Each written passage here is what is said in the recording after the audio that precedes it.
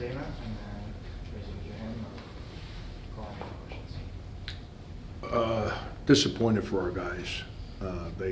They've worked really hard to get people to believe in them, and extremely thankful to our fans that they continue to come out and support our guys in bigger and bigger numbers. And you know, we're unfortunately we're not there yet.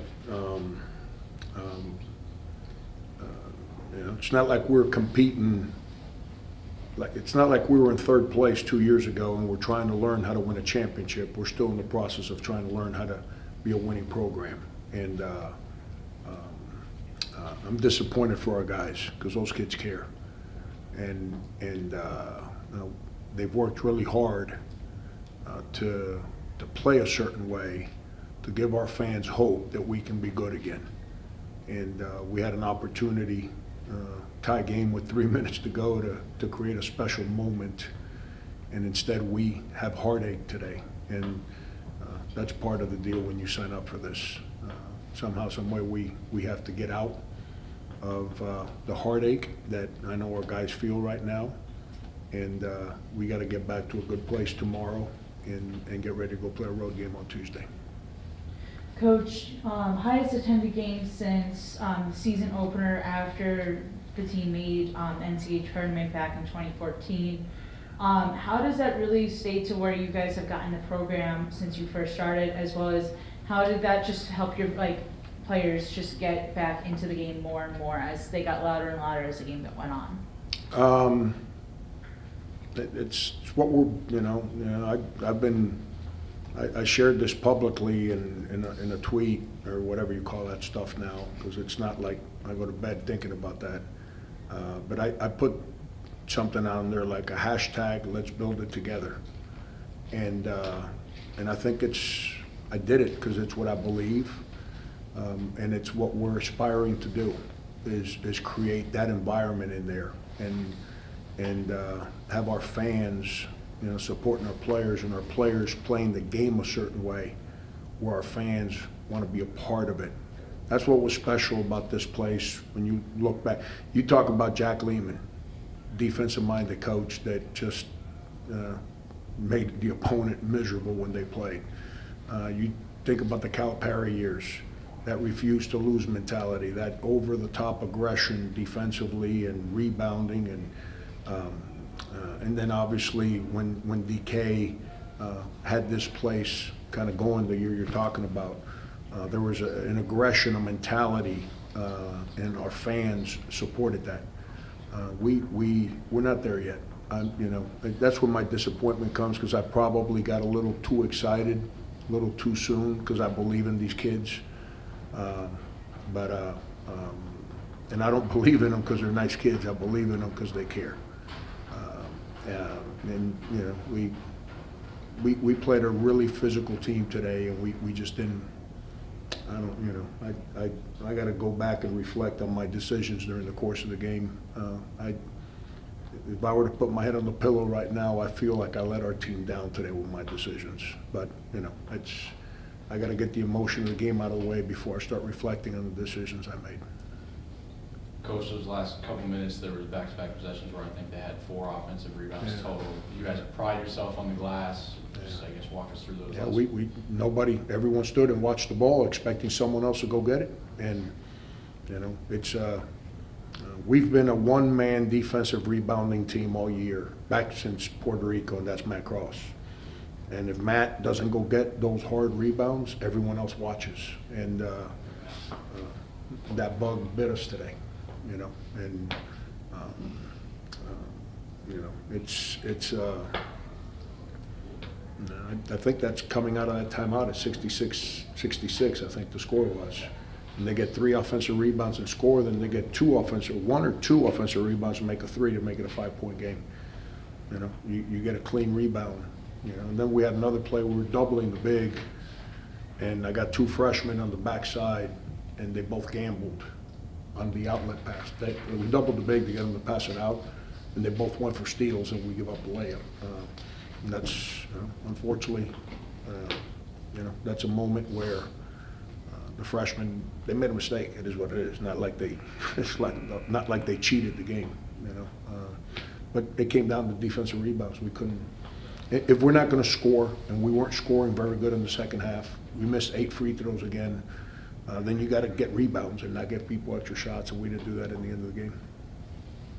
Coach, like you mentioned, the 2 minutes right at the play before the 3 offensive rebounds was one of those decisions that you mentioned, taking Jaden, out of the game for Jalen Curry coming in, No, and then we allowed the 3 offensive No, rebounds. Jaden was there when he didn't get the rebound. Mhm. Yeah, again, when I'm talking about the decisions I made, it doesn't involve who was in the game at that moment. Mhm. But I know I was mad at Jaden, because when he came out, I barked at him because he stood there. He had a rebound to go get, and he stood there and looked at it. And but he's a kid, man. And without him, we're not in a place where today becomes a meaningful game where 7,016 people, I think, is the number that attended today.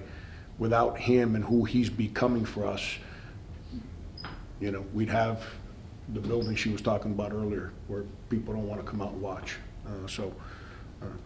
I hope our fans understand how much they mean to what we're trying to build.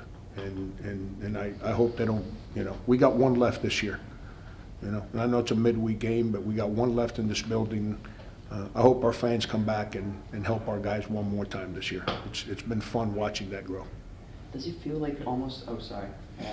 I was just gonna ask a follow up. Does it feel almost like maybe a missed opportunity in that way to keep the fans coming, especially with the way the standings are right now?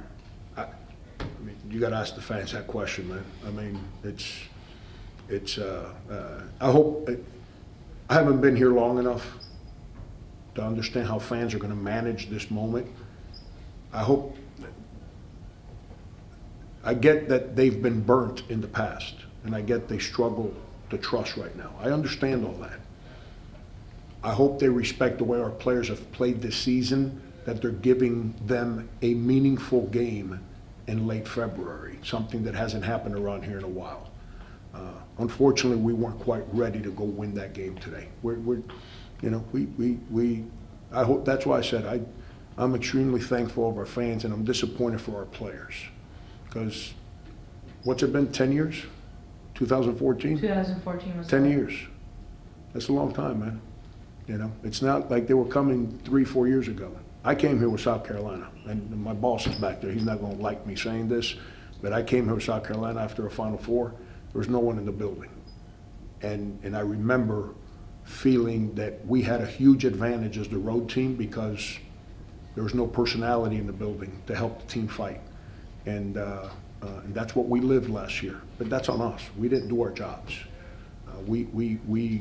These kids fight, man. I hope our fans stick with our kids. It's late in the year. We got a chance to still do some special things. We just, we got 8 conference wins. We got 3 to go. We take it one at a time, and let's try and get to 9 and then to 10 and maybe 11. If our fans want to give up on our guys, if we can figure out a way to win 10, 11 league games, wow. With all them young bucks and the way that they've played the game to create that enthusiasm, I hope our fans stick with our guys. They're fun to be around. I know I'm not giving up on them. Coach, 10 first half turnovers, 5 of which came in under the session. What went into those, and how were you able to patch that up in the second half? Yeah, we had some really bad turnovers, and they lead the league in points off turnovers. It's they convert your turnovers to points better than any team in our conference, and we made some sloppy. They're long. We made some just sloppy turnovers. Matt and Rasul, the ones that come to mind, they were trying to pass. When 2 defenders come into your space, the one thing you can't do is put the ball over your head. And they both did that. And if you pass the ball over your head with 2 defenders on you, it's not going to be a positive play behind it. And that's what happened. Then we talked about it as the game evolved. We got away from the turnovers, but that was those. We worry about the rebound you're talking about at the end of the game, but all those empty possessions in the early of the game limit us from getting more shots. But give them credit, man. They're obviously not very happy with how they played 2-3 days ago at LaSalle. And they got old dudes, and they came out here and played with a purpose, and they beat us. They got us. It's, you know, we weren't good, but our fight was good, but we just didn't play well. Coach, in that first half, there were several calls by the officials that were missed with the Bonnies traveling and stuff that was heard by the crowd, as well as foul trouble came quick for you guys with Cohen, Cross, and Higginson for all picking up fouls quick. What were you really trying to get to your players across, just because of a whole bunch of different things going on, and just trying to keep them in the game and trying to keep them like scoring and everything? Yeah, I'm not going to touch that traveling call you talk about. I'm going to leave that one alone. I'll trust that you saw something that maybe I didn't see. We can't foul. We committed. Dan and Josh committed, like, they both had 4 fouls, and they each picked up 2 irrelevant fouls defending the low post.